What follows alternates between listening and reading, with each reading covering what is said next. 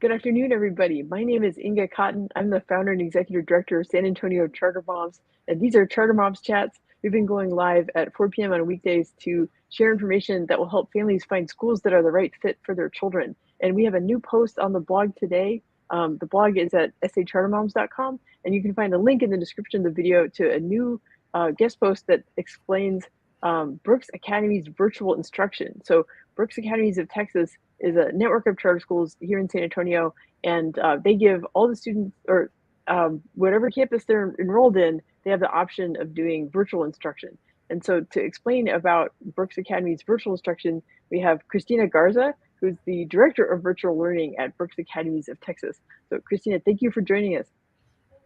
Yes, Miss Inga. No, thank you for giving us this opportunity, for giving Brooks Academies this opportunity to speak about the virtual instruction.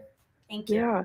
Yeah. So okay, so for people who maybe aren't familiar with Brooks Academies yet, can you kind of talk about the sort of big picture, like mission and vision of Brooks Academies, and then we'll talk more about the virtual program specifically. Sure. Just like you mentioned, Miss Inga, Brooks Academies has 4 schools. We have a Brooks Collegiate Academy, which is pre-K through 12th grade. We have a Brooks Academy of Science and Engineering that is also pre-K through 12th grade. We have Brooks Lone Star Academy, and we also have Brooks Oaks Academy. So we are part of Somerset Academy, Inc. So we share, vision and purpose across Texas and other states. So our vision, like mentioned before from other school leaders, is all about empowerment. We want to empower students to explore their global learning opportunities, to promote and enrich their communities and the communities around us. So our purpose is to promote a transformational culture that maximizes student achievement and their development of accountability. And I think, accountability is a big word here. So we always strive to have the kids be accountable. And, we just want to make sure that our students are global learners, and we want them to be part of this enriching environment that fosters high quality education. Yeah. Well, I've seen that on the campuses that I've been able to visit, like at Brooks Lone Star, where there's like so much opportunity to learn about Yes. Spanish language and culture, and and then doing things that are relevant, like all the science and engineering programs that they have, like robotics and things like that at base. So each campus kind of has its own flavor. So this is my chance to plug the blog again. So at shrooms.com, we have an enrollment guide blog post that goes into more detail about what's unique about each Brooks Academy's campus in San Antonio, because we probably don't have time to get into all that. But then there's an interview where Christina and all the principals of the campuses of Brooks in San Antonio all got to talk about their school. So I'm really proud about that interview. There were some technical difficulties, but everyone pulled together and pulled it off, even though I had issues with the audio. So what a great team. Yes, ma'am. Yeah. Okay, so that's a great overview about Brooks Academies of Texas, the mission, the purpose, and what the bricks and mortar campuses are about. But I want to go in more focus on the virtual instruction option. So can you talk about how who's eligible for it? Like, how do students qualify? Because this is kind of a new thing under SB 15, that it's different than eligibility of maybe the older virtual academies that were around for 10 years. Right. So with SB 15, we are 100% virtual, so it's not a hybrid model at all. But there are several criteria we must meet in order to approve, a child's application. So the first thing is that, of course, they have to be enrolled in one of our 4 schools. And then after that, once they, enroll, or if they are already part of one of our Brooks schools, then what we look at is the reading and the math star that they take in the spring. So, they have to have passing scores on the star in both reading and in math. So I know last year it was optional for the students to take the star. So what we use a platform called iReady. So, and that that that shows us the math level and the reading level of each of the students. So then if they didn't take the STAR last year, then what I do is I check their iReady scores to see if they're working on or above grade level. We also use another platform called Renaissance AR. So, and I also check that for their reading levels. Mm-hmm. Yeah, well, that's of course, I'm a big believer in education freedom, and I want kids to have access to as many options as possible. But I understand the intent behind having these eligibility requirements, because it's meant to focus in on the students who are most likely to be successful at virtual learning.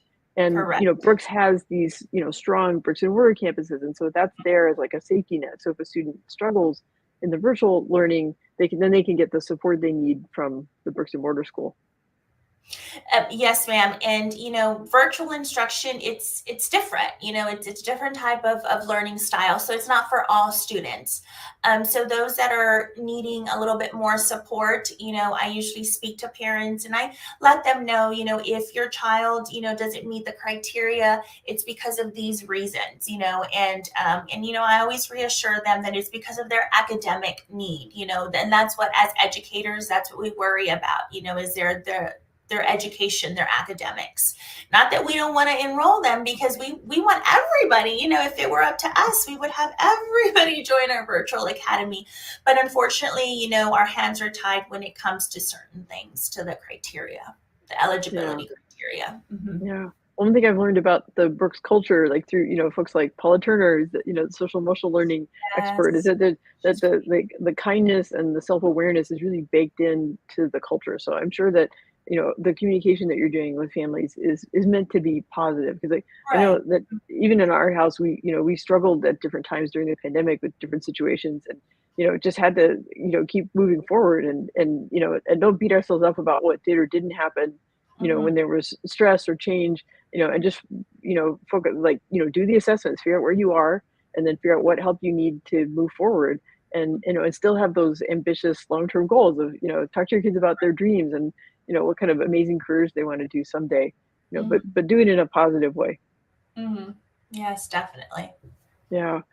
So I wanted to ask you, and you do a good job describing this in the blog post. So I want to encourage everybody. There's lots of great detail there, but if you could talk more about like the daily experience that students have when they're in virtual instruction, like, and I know it's a little bit different for elementary school versus the high school kids, and and like when are they in like a live class, and when are they doing independent work, that kind of thing. Right. So in elementary, there's a total of 4 hours that students are live with their teachers. Kinder, third and fifth grade students start at 7:30 in the morning and end at 11:30.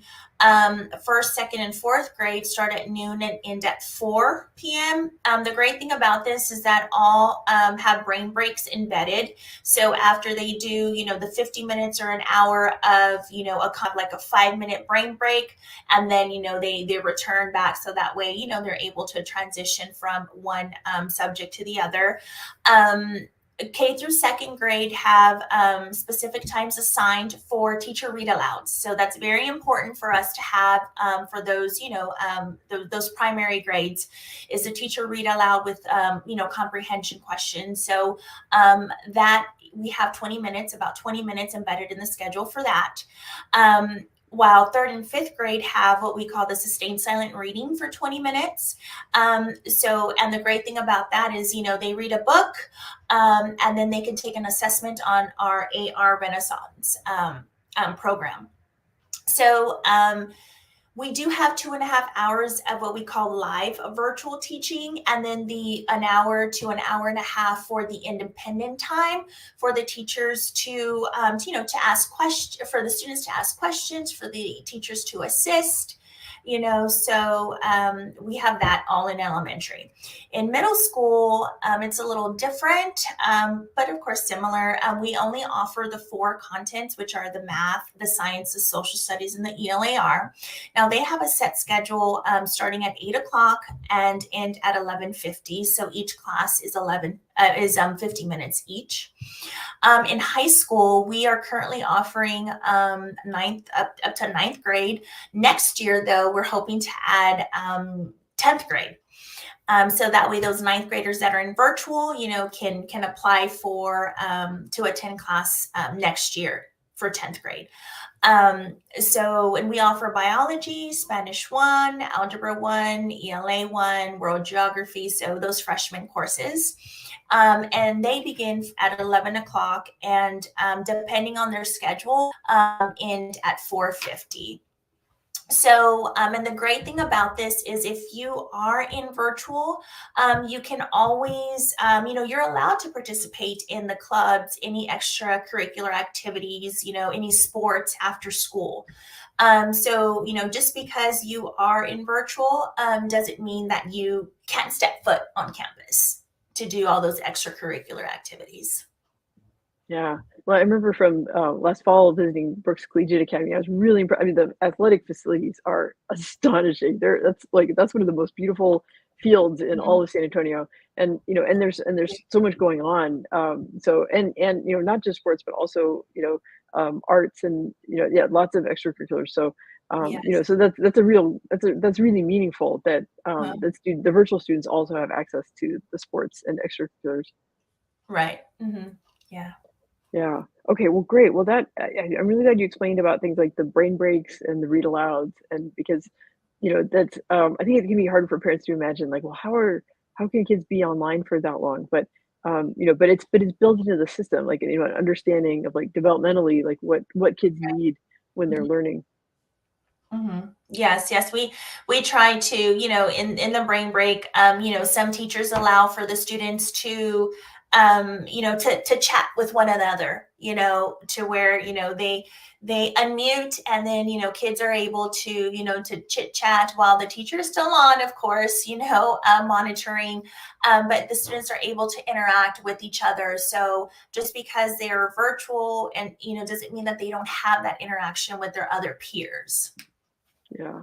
Yeah. Mhm. Well, so one of the things that you explained in the blog post is about how the virtual students are still held to high expectations for Right. their academic work and for attendance and things like that. So what are those expectations that the virtual students should be prepared for? So virtual students are expected to attend class daily, since the 8-hour instructional day is basically cut into a 4-hour instructional day. So it's very important that they attend all classes every single day for the full complete time. Um, and we get teachers, our virtual teachers are great as far as so and so is missing, has missed 3 classes already, so, they tend to reach out to parents. So, if they have 3 unexcused absences back to back, then they receive a warning letter from me. And then after 5 unexcused, then, that's when I make that parent contact and say, hey, if your child isn't attending virtual instruction, then the next step is that you have to go back in person. So we expect the kiddos, the students to attend class every day and to complete all the assignments as well. We have a lot of parents that don't know that they can access their students' Google Classroom and look at their assignments and look at their grades, through Google Classroom. Since we do use Google Classroom the teachers use Google Classroom and Seesaw in kindergarten and first grade to give assignments. And then also I do of course encourage all parents to be part of our parent portal, to where they get notifications of student grades. And as soon as a teacher puts a grade in the grade book, it pops up as far as you can set to where if your child receives a 69 or below or a 70 and below, you'll get that notification. So I encourage that. And, going back to the missing assignments, if we have students missing several assignments, the teacher will reach out and they will let me know. And, that's another thing, I contact parents and I'm like, hey, your child has so many missing assignments, if they're not able to make up those assignments, then, we have to ask them to return to in-person. And they do have to make sure that the camera is on when they're in class and show their faces and not necessarily like the ceiling or anything, like sometimes I'm like, oh, you have a nice ceiling fan there. Can you lower your computer there, so of course, their faces must be visible. And one of the things that I also like to mention is that it's a minimum of 9 weeks, because there's so much that we have to do on our end to change schedules from in-person schedules to virtual schedules, that it takes a little bit of time. So I have to have great communication with our registrars from each of our 4 campuses. So Yeah, it's not something they can just hop in and out of. It's like, it's a commitment for the training right. period. Yeah. Yes, ma'am. Yes, ma'am. It is a commitment. So that's something, that I do let parents know. And then after the 9 weeks, they have the option of returning to in person. But once they return to in person, they unfortunately can't come back to virtual until the following school year. Yeah. So then do they wear like a uniform shirt when they're? Yes. So uniform shirts are encouraged. I know that there are some that come from other schools and just enroll into one of our 4 schools because they want to attend virtual. So I tell those parents, just as long as the student has appropriate shirt, nothing, with anything inappropriate, just a black solid shirt, or depending on what school they're from, BCA, red or blue, base orange or black, Lone Star blue, white, yellow. So something that goes with their school colors. Yeah.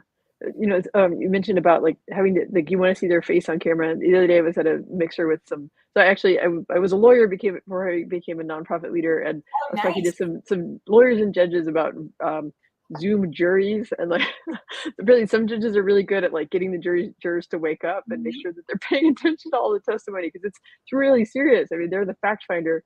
And so yeah, like the Zoom jury is like, it's like, keep your face on the camera, be awake, stand up Yes. and stretch. Yeah. Yes. So, so that's why it's very important. And, I mean, of course, some students, from last year, previous years, that we were on, we were doing this hybrid model, the students were so used to just, laying in bed and, laying on the couch. And, so we always encourage the students, to choose a place somewhere in their home, wherever they're at, somewhere where they're able to really focus, and not have those distractions, from, their siblings or, their dog, because I know when we were doing virtual, my dogs were very needy, and I was like, and I would be like, oh my God, I'm so sorry. I need to turn off my camera because my dog, or like mute, because my dog was like howling or barking, or, so. Yeah, yeah. Well, we've learned a lot in the last few years, and and about how to treat virtual learning as seriously as you would treat Mhm. in-person learning. That Mhm. that it's make sure that the kids are they're ready to learn, and have that focus on what the teachers Right. are doing. Yeah, I think one thing you mentioned in the post is that the all the classes are completely virtual. There's no hybrid instruction.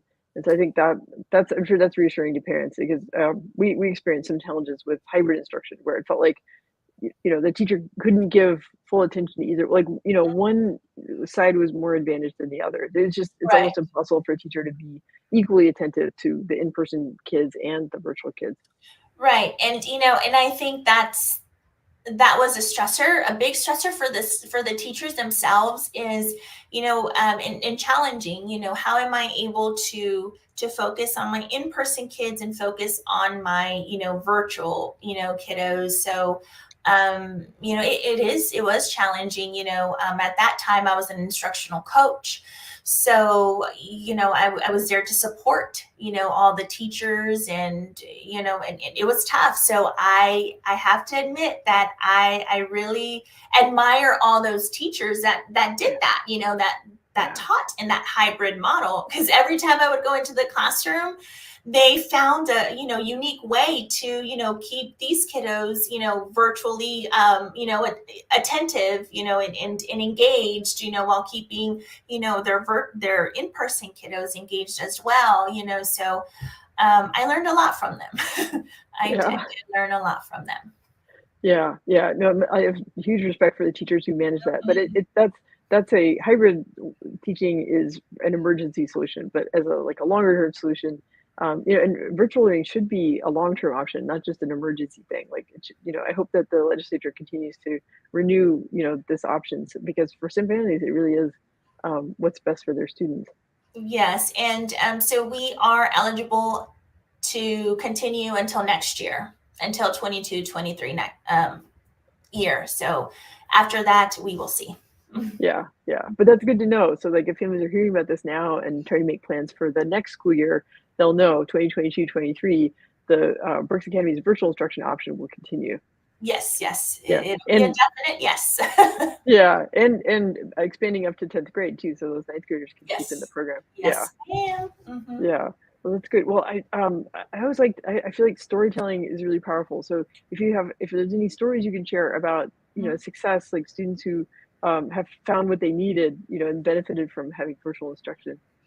Yes, well, definitely. Since we started this at the beginning, well, in October actually, it alleviated a lot of the parents' worry of the pandemic and not bringing anything home, to their families or to their elderly grandparents or their elderly parents. So that alleviated some of that for the parents, and the virtual instruction is so unique because parents get to see the way that the teachers interact with the students, everything that they have to do, everything that the teachers have to do, to make sure that the students are learning, and just they get to see the teacher in action, and the different approaches that they take with each of the students. So I've spoken to several families, and each one has a very unique story and very unique situation. Some of the kiddos that do get accepted into the virtual academy, they exhibit less anxiety than compared to being in person, because they don't have that worry and the pressure about how they look or what they're going to say in front of their peers. And then there's no distraction from peers, and they're able to focus more on the content than socializing, you know Mhm. um, so I would get a lot of parents telling me, well, thank you so much, because this virtual academy really, my student, I mean, my child has less anxiety because of this. I'm like, wow, that's great to hear. And in today's age, today's day and age, everything is tech based. So this is actually becoming the norm for some of the students, to where they can, they develop these computer skills with all these different platforms that we use, such as Zoom, Google Classroom, and one of the things that I was thinking about is typing. Even typing, that's not in the curriculum, in our curriculum anymore. But these students are able to refine, or to develop these typing skills, because they have to either send a message to the chat, or it improves their spelling, it improves how to write sentences and things like that. So one parent said, you know what, Miss Garza, this virtual academy reminds me of a mini college. I was like, a mini college? Why? And she says, because it helps the student become more independent and develop management skills, like time management skills. Mm. Only because, how the kids are on for 4 hours. So I usually tell parents, since the 8 hours, since the 8 hour school day is cut into four, you know, you would think that the other four students would be, working on their assignments and their homework and things that they have on Google Classroom, catching up, on assignments, and maybe within, the 4 hours they don't get to finish their independent work, so then they have to, continue. Even though class ends at a certain time, it doesn't necessarily mean that the student stops working. Yeah. So I thought that was very interesting. She was like, my child is becoming more responsible, becoming, more aware of time. So she was like, and I really appreciate, that that the school district is giving us this opportunity, that we are giving, them an option. Yeah. Yeah. Well, that's comparing it to being like college where, the kids they have more control over their time and it gives them Right. the space to build up that responsibility. And then also, if they were experiencing some anxiety being on campus and having distractions and peers and social interactions, and then like if they're as a remote learning setting, they're able to have a more controlled environment and Right. the distractions and the anxiety goes away and they can be themselves and focus on learning. Those things remind me of things I've heard from adults who are now able to do remote work and are really happy with it. And so, maybe there's like there's a set of workers who really like remote work, and there's a set of students who probably really benefit from remote learning. And how great that Brooks is offering that as an option.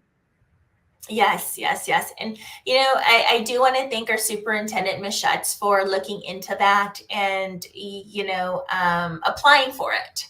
Because if not, we wouldn't have offered, virtual. So, which is Yeah, great. It's a great yeah, option for parents. yeah. Because not every charter school that was eligible to create a virtual academy under SB 15 has done it. So, and we cover a few of them on our blog. We have a guide about the different online full-time online programs in Texas, but there's not many that have held on to virtual learning, even as the pandemic kind of is not as severe. Right. But like the pandemic's not the only reason why a student or a family might choose remote learning. There's a lot of other reasons in terms of growing their responsibility, having more control over their schedule. Why remote learning might be the right option for them. Right. And I do want to mention that our academy, our virtual academy is 100% free. We have parents coming from all around saying, well, this online school, I have to pay, tuition, or I have to pay, monthly. And we're just like, no, well, you don't here, it's 100% free, 100% virtual. But the only catch is you have to enroll to one of our schools. So Yeah. Well, speaking of enrolling at Brooks Academy, so I always like to kind of close out the interviews with a chance with the nuts and bolts, like the details of what folks should do. So hopefully families are hearing about this and learning that Brooks Academy has this full-time online option. But what should they do to get more information or get their students enrolled? definitely send me an email, shoot me an email. So it's Miss Inga put it on on there right now. It's Christina.Garza at brooksacademy.org. Just send me an email and I'll send you an email, within that day, 24 hours, with the information that you will need. That's great. Yeah, and then the URL for the Brooks virtual instruction is kind of long, but I encourage everybody if you go to sacharthomes.com and you search for go to the search window, type Brooks, or go to articles and search for Brooks. You'll find the virtual academy option and you can click through. And so that's got the link to the virtual academy page, and it's also got Christina's email. So Christina.Garza at brooksacademy.org. And I'm glad you read it out loud because we actually take the audio and put it in a podcast. And so they don't have the benefit of seeing it on the screen the way the folks on YouTube or Facebook do. Yeah. So then, they can, apply, and like the online application for Brooks Academies is really simple. And then that's part of the process of accessing the virtual academy, right? And having a conversation about eligibility, like you talked about earlier. Right, right. And it does take a little bit on my end only because, I do have to go back and forth with the parent In order for me to look up the STAR scores, I have to have the student's name, social, and birth date. So if they're not enrolled in one of our schools, that's where it takes just a little bit longer, only because I need that additional information that I don't have, that I can't, look up. But yes, and then from there, we either approve, or I give them a call, let them know, if they are not eligible, I give them a call and I let them know, there's always next year. So for the 22-23 school year. So Yeah, yeah. Well, great. Well, thank you so much for the guest post, explaining Brooks Academy's virtual instruction. Thank you for coming on Charter Mouse Chat so we can have a conversation about it and get into some of those details and those stories. And, I really encourage families, if virtual instruction is the right fit, to, find out more information about how Brooks Academies does virtual instruction, because it might be the right fit for their students. right. Well, thank you so much, Miss Inga, for having me on. And I hope that you have a great day. Thank you. You too. Okay, take Thank care. you. Bye-bye.